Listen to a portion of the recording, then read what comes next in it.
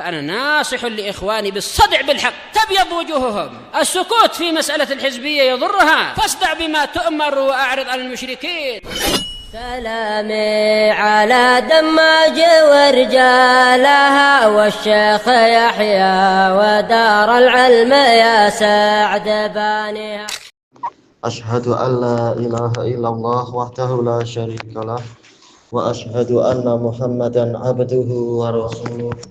اللهم صل على محمد عبدك ورسولك وعلى آله وأصحابه أجمعين. أما بعد. Kita masih di muka surat 351 dari Syarah Kitab Tauhid karya Al-Imam Ibnu Baz rahimahullahu taala. Tayyqa wa amalan bi qaulihi subhanahu, demi mengamalkan firman Allah Subhanahu, fala tadribu lillahil amsal, maka janganlah kalian membuat perumpamaan untuk Allah. Innallaha ya'lamu wa antum la ta'lamun, karena sesungguhnya Allah mengetahui sedangkan kalian tidak tahu. Inna di sini sebagai apa? Ta'lil. Kenapa kita tidak boleh membuat perumpamaan untuk Allah? Karena kita tidak tahu, sementara Allah lah yang tahu tentang dirinya. Sementara orang-orang yang membuat perumpamaan itu dibina di atas ilmu untuk kemudian mengadakan mengkiaskan Allah dengan sesuatu. Dan bagaimana kita mengkiaskan sementara kita tidak banyak mengetahui tentang Allah? Kita hanya memiliki ilmu sesuai dengan yang Allah berikan. Makanya dalam masalah asma wa sifat tidak boleh kita membuat perumpamaan. Tidak seperti orang-orang Jahmiyah, ahli tajahum, yang mereka mengatakan tidak mungkin dan tidak boleh Allah istiwa di atas arsy, karena gambarannya adalah seperti seorang raja yang duduk di atas singgasana karena letih setelah menciptakan langit dan bumi selama 6 hari. Duduk karena letih. Berarti kalau kaki kerusi itu dipotong, jatuhlah raja itu. Ini bahasa kasar sekali dari Jahm bin Safwan. Karena tak mungkin Allah seperti itu, berarti tak boleh Allah istiwa di atas arsy. Ini mereka membuat perumpamaan. Padahal perumpamaan itu hanya berlaku pada makhluk, dalam artian yang kita tahu hanya yang berlaku pada makhluk untuk dikiaskan. Adapun untuk Allah yang mana ini perkara gaib, maka kita hanya mampu menerima tanpa boleh untuk membuat kiasan-kiasan dari pikiran kita sendiri. Wa amalan bi qaulihi azza wajal, juga mengamalkan firman Allah azza wajal, laisa kamitslihi syai'un wa huwas samiul basir, tiada sesuatu pun yang semisal dengan dia. Dan ini adalah gabungan dua kalimat, laisa kahuwa syai' dan laisa mithlahu syai', kemudian digabungkan menjadi laisa kamitslihi syai'. Jadi ini adalah gabungan dua kalimat untuk menguatkan. Tidak seperti sudut pandang para ahli kalam, kafnya di sini, harfut tasbih di sini adalah sekedar majas tambahan, huruf tambahan, boleh dihapus. Kita katakan secara i'rab memang boleh untuk dihapus, tetapi secara makna dan balaghah justru akan menimbulkan kekurangan kalau dihapus. Karena kaf di sini bukan sekedar fadlah, bukan sekedar tambahan, tapi ini adalah gabungan dari dua kalimat.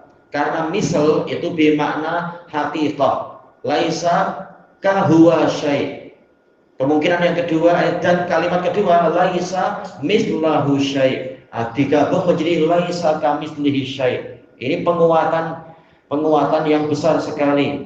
Maka tatkala tidak ada yang semisal dengan Allah, kita hanya mampu mengatakan sami'na wa ata'na, kami mendengar dan kami taat. Amanna bihi kullum min indi rabbina, kita beriman kepadanya, semuanya datang dari sisi Rabb kami. Baik, tak boleh kita membuat gambaran perumpamaan karena tak ada yang serupa dengan Allah. Bagaimana kita akan mengkiaskan Allah kepada sesuatu? Wa huwas samiul basir, dan dia maha mendengar lagi maha melihat.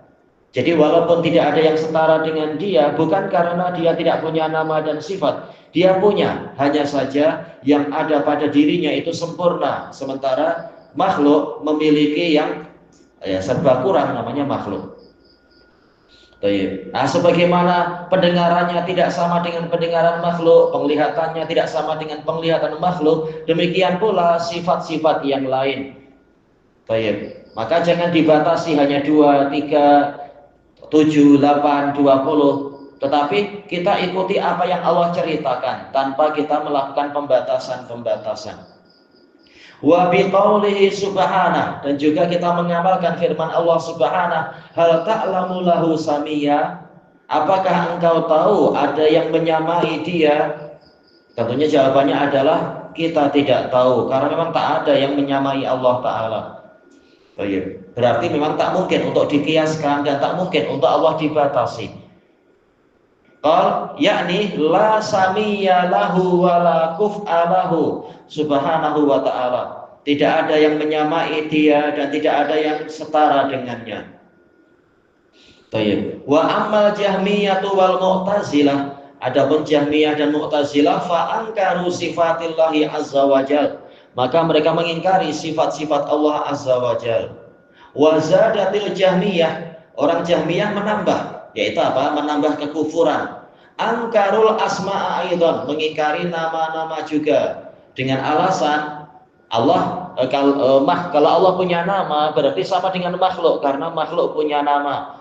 Biar tidak sama maka makhluklah yang punya nama, Allah tak boleh punya nama. Jadi Allah memang dikalahkan agar tidak sama, berarti tak boleh Allah punya ini, tak boleh Allah punya itu. Kalau kita tanya makhluk punya wujud tidak? Oh iya, makhluk punya wujud. Terus gimana?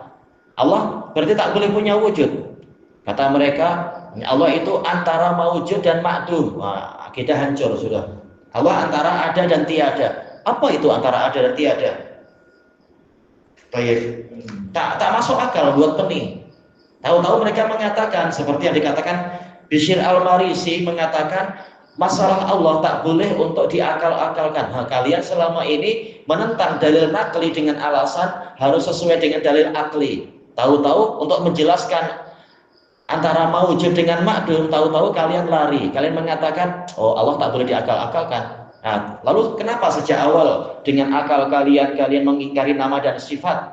Ini kontradiksinya orang-orang Jahmiyah. Ya? Itu pula kita katakan kalau tempat yang dimaksud adalah tempat yang sifatnya makhlukah, maka Allah di atas segalanya. Dan Allah tidak perlu tempat, tetapi Allah dengan hikmahnya dia beristiwa di atas arsy, dan itu terserah dia. Dan cara Allah bertempat tidak sama dengan cara makhluk. Kalau cara makhluk itu diliputi oleh tempat, sementara Allah dia tidak diliputi oleh tempat, bahkan dia di atas semua tempat. Jadi tidak digambarkan seperti cara makhluk bertempat. Kalau kita ada di rumah meliputi kita, menaungi kita. Sementara Allah di atas semuanya. Dia di atas arsy dalam keadaan dia tidak perlu arsy dan dia tidak diliputi oleh arsy. Selesai seperti itu. Makanya istilah tempat ini pun bid'ahnya orang-orang Asy'ariyah dan yang sebelum mereka, yaitu Jahmiyah dan Mu'tazilah. Allah tidak menyuruh untuk kita bicara masalah tempat, tapi mengimani apa yang Allah ceritakan. Allah istiwa di atas arsy, sudah selesai, itu saja. Dan juga Rasul yang mengatakan sebelum Ibnu Taimiyah ada, bahkan sebelum siapa? Sebelum Wahabi istilahnya ya. Imam An-Najdi ada. Rasulullah sudah mengatakan di dalam peristiwa apa itu dinaikkannya roh. Hadis Al-Bara' bin Azib. Sehingga tatkala roh itu mencapai langit yang di situ ada Allah, yaitu langit ketujuh, maka Allah Ta'ala mengatakan, kembalikan hambaku itu ke bumi, karena dari bumi aku ciptakan dia, ke bumi aku kembalikan dia, dan dari bumi pula aku akan bangkitkan dia pada kali yang lain. Nabi yang bercerita langit yang di situ ada Allah, padahal tentunya maksudnya bukan langit menaungi Allah, tapi di atasnya. Jadi Nabi yang telah menetapkan. Apakah mereka lebih pandai dari Nabi? Tentunya ya kalau beradab mengatakan Nabi lebih tahu, beliau sudah pernah naik ke atas. Tapi yang tidak beradab mengatakan, oh tak boleh mengatakan Allah punya tempat. Itu terserah Allah. Sebagaimana dia punya langit, punya bumi, punya surga, dia punya tempat, terserah dia. Semuanya punya dia. Tapi masalah bertempat, ya dia di atas segalanya. Berarti apa? Boleh kita katakan Allah bertempat, tapi bukan sembarang tempat, yaitu di ketinggian dan tidak diliputi oleh tempat. Tidak seperti cara bertempatnya makhluk. Agama ini simpel, tinggal ada informasi dari Allah dan Rasulnya kita terima. Tapi menjadi susah tatkala mereka mencoba menapis dengan akal mereka. Jadi bingung sendiri. Baik. Kemudian dikatakan di sini wa ta'awwaluha, mereka menakwilkannya. Mereka mengatakan semua nama-nama yang ada, karena mereka mengatakan tatkala makhluk punya nama, Allah tak boleh punya nama biar tidak sama dengan makhluk. Tapi dalam Quran, sejak dari Al-Fatihah sampai An-Nas disebutkan informasi nama banyak sekali. Makanya padahal nama banyak. Allah sudah mengatakan Allahu la ilaha illahu al-hayyul qayyum huwallahu alladzi la ilaha illahu al-malik. Misalkan nama banyak sekali. Bagaimana kita mengingkari itu? Kata mereka, ini nama makhluk, semuanya adalah nama makhluk katanya. Tapi dinisbatkan kepada Allah sebagai pemuliaan. Nah, buat bingung agama. Apa itu? Nama adalah makhluk, dinisbatkan kepada Allah sebagai pemuliaan dan majas katanya. Penisbatannya kepada Allah adalah majas. Ini membuat agama jadi sangat membingungkan. Apa ruginya kalau Allah punya nama? Kita rugi apa? Mereka mengatakan, oh tak boleh sama dengan makhluk. Tidak masalah, antar raja saja lain. Raja, ada raja kecil, ada raja besar. Antar makhluk saja, istilah malik itu lain-lain. Apalagi, maka kalau antar makhluk saja itu secara akal diterima, tetap ini namanya raja, itu juga namanya raja, walaupun kualitinya lain-lain. Maka apa ruginya untuk kita tetapkan apa yang Allah tetapkan? Manusia ada yang jadi raja, Allah lebih berhak untuk menjadi raja karena dia yang menamakan dirinya Malikin Nas, Maliki Yaumiddin dan seterusnya itu. Malikal Mulk. Dia yang menamakan dirinya sebagai raja. Kenapa kalian mengingkari? Baik. Apa ruginya kita kalau Allah punya nama? Tapi Jahmiyah memang sangat lancang kepada Allah. Kita diwajibkan mengimani, bukan menghakimi Allah. Hatta saru mu'attilah, sehingga mereka menjadi mu'attilah, orang yang mengosongkan Allah dari nama-nama dan juga sifat-sifat. Attala yaitu mengosongkan dan meninggalkan. Wa bi'rim mu'attalah, dan sumur yang ditinggalkan. Muqtada qaulihim, tuntutan dari ucapan mereka nafyu wujudillahi bil kulliyah, yaitu meniadakan wujud Allah secara total. Nah, itulah konsekuensinya. Kalau dia tak punya nama, tak punya sifat, berarti adakah dia itu? Sebenarnya mereka mau tidak mau hatinya akan mengatakan tak ada lah. Karena apa? Tidak ada satu zat pun kecuali pasti punya sifat.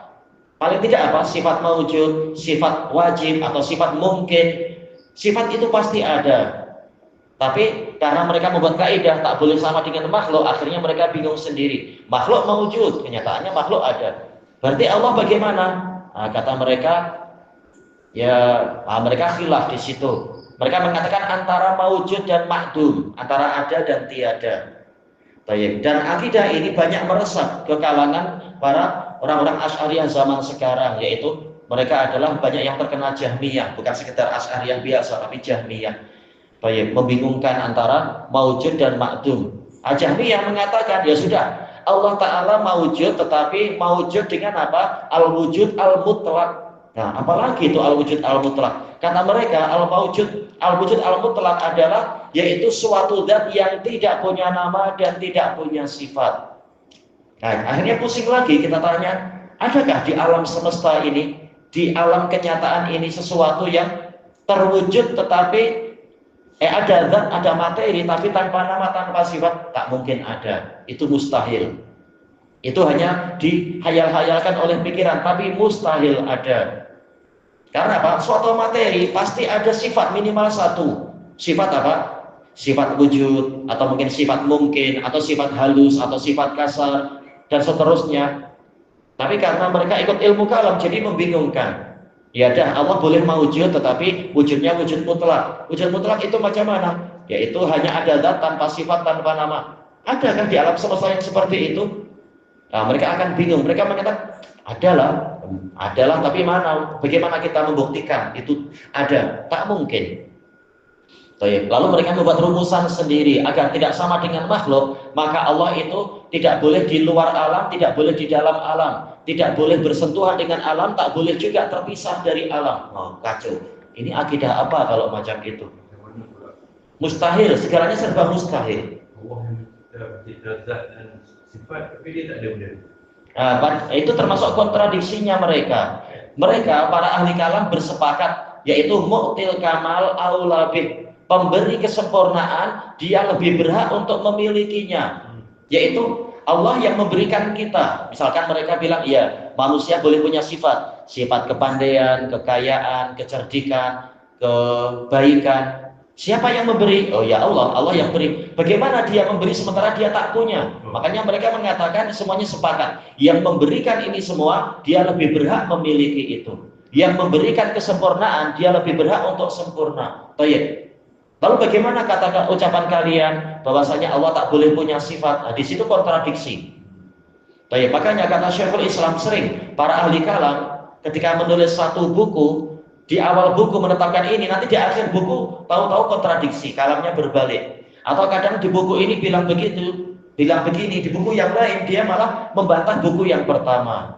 Atau terkadang karena rajin debat ahli kalam, dia di buku ini mengatakan barang siapa berbuat begini-begini, meyakini begini, dia kafir. Tahu-tahu setelah beberapa tahun demi membantah kelompok yang ahli kalam yang lain karena mereka rajin debat, tahu-tahu menulis buku lagi mengatakan bahwasanya inilah akidah yang benar begini-begini. Padahal kemarin dia mengkafirkan akidah itu. Tahu-tahu sekarang bilang akidah ini yang benar. Ini kontradiksinya mereka, bingungnya mereka karena sekedar pakai ra'yu. Nah, kalau ikut agama, ikut ajaran Allah, ikut wahyu, tenang kita. Allah bilang begini, kita yakin. Dengan kita tetapkan, yaitu tidak ada yang setara dengan dia. Selesai. Tanpa perlu pening-pening, menimbang-nimbang, membingungkan, bingung-bingung sendiri. Sekedar memikirkan apa yang ada pada diri kita saja, akal tak sampai. Padahal dekat. Akal dengan nyawa dekat. Sama-sama dalam badan kita. Itu pun akal kita tak tahu tentang nyawa kita. Tapi yakin dia ada. Bagaimana sudah mikir tentang penciptanya yang masih penuh misteri, yang tidak mungkin kita tahu dia tanpa wahyu. Memikirkan akal, memikirkan nyawa saja tak mampu. Walaupun yakin ada. Bahkan akal memikirkan akal sendiri, dia tak mampu. Bagaimana bentuk akal? Akal engkau kapasitinya berapa gigabyte? Itu pun tak tahu. Padahal akal diri sendiri. Sudah mikir yang jauh-jauh dan menjadi hakim terhadap penciptanya.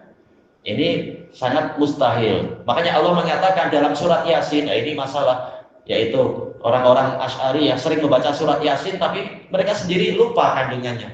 Wa daraba lana masalan wa nasiya khalqah. Dia membuat perumpamaan untuk kami tapi dia lupa penciptaan dirinya sendiri.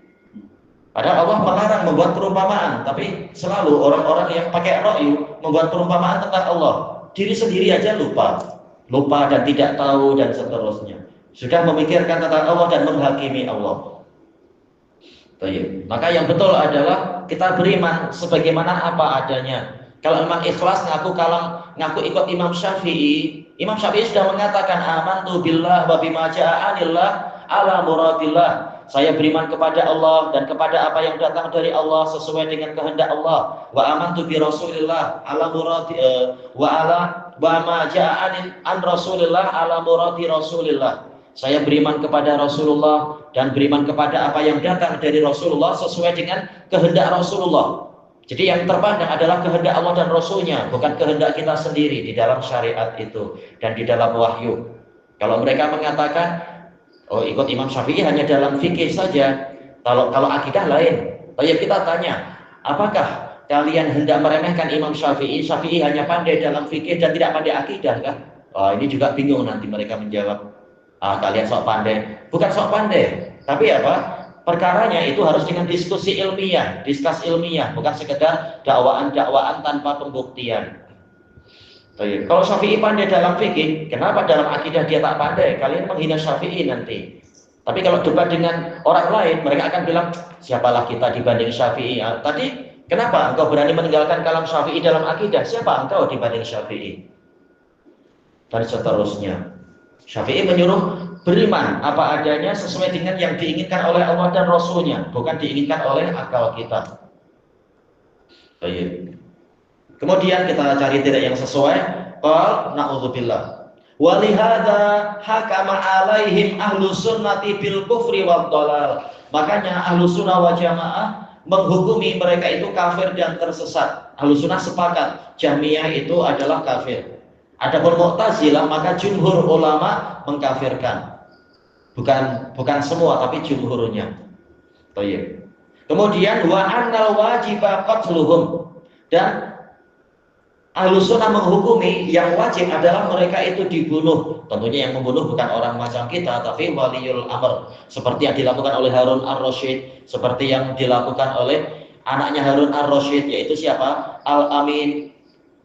Dan juga yang dilakukan oleh sebelum Harun ar-Rasyid, yaitu Al-Mahdi. Nah, mereka membunuh para mubtadi'ah yang merusak akidahnya umat itu. Demikian pula sebelum mereka semua, yaitu Amirul Mukminin Umar bin Abdul Aziz membunuh Ghailan, memotong tangan Ghailan ad-Dimashqi. Kemudian Ghailan mengaku taubat. Maka Umar bin Abdul Aziz berdoa, ya Allah, Ghailan ini dia mengaku taubat dari akidah Mu'tazilah. Kalau dia bertaubat, kalau dia jujur terimalah, kalau tidak maka cabut ubun-ubun dia, atau kurang lebih kalimatnya macam itu. Ternyata setelah Umar bin Abdul Aziz meninggal dunia, tahu-tahu orang ini merasa, oh saya sudah aman. Akhirnya dia menampakkan lagi akidah dia, yaitu akidah akidah yang Mu'tazilahnya. Maka dia dihukum mati oleh khalifah setelahnya, kalau tak salah Al-Walid, lupa namanya ya, Al-Walid bin Abdul Malik atau siapa itu. Lupa, tangan dia dipotong waktu apa, tapi intinya di masa Umar dia di depan dan dia kalah. Kemudian dia mengaku taubat. Di masa pemerintah setelah itu dia dihukum mati karena menampilkan akidah Mu'tazilah lagi. Nah, inilah yang dilakukan oleh para pemerintah kaum muslimin. Kalau perompak duniawi saja boleh dihukum mati, dan itu perintah dari Allah dalam surat Al-Maidah, apalagi orang yang merompak akidah yang membuat orang boleh jadi akan kekal di neraka, maka mestinya itu lebih layak lagi untuk dihukum mati. Ini tugas pemerintah. Kalau tidak, ya nanti di hari kiamat dia akan ditanya. Ternyata tugas pemerintah banyak sekali. Iya, makanya bukan sedap-sedap jadi pemerintah itu. Nanti di sisi Allah tahulah apa saja yang akan ditanyakan itu. Illam yatubu, jika mereka tidak bertaubat, liingkarihim ma jaa bil kitabul aziz, karena mereka mengingkari ajaran yang didatangkan oleh Al-Kitabul Aziz, wasunnatul mutahharah, dan ajaran yang didatangkan oleh sunnah yang disucikan, wal ijma, dan ijma. Ilahuna wallahu a'lam.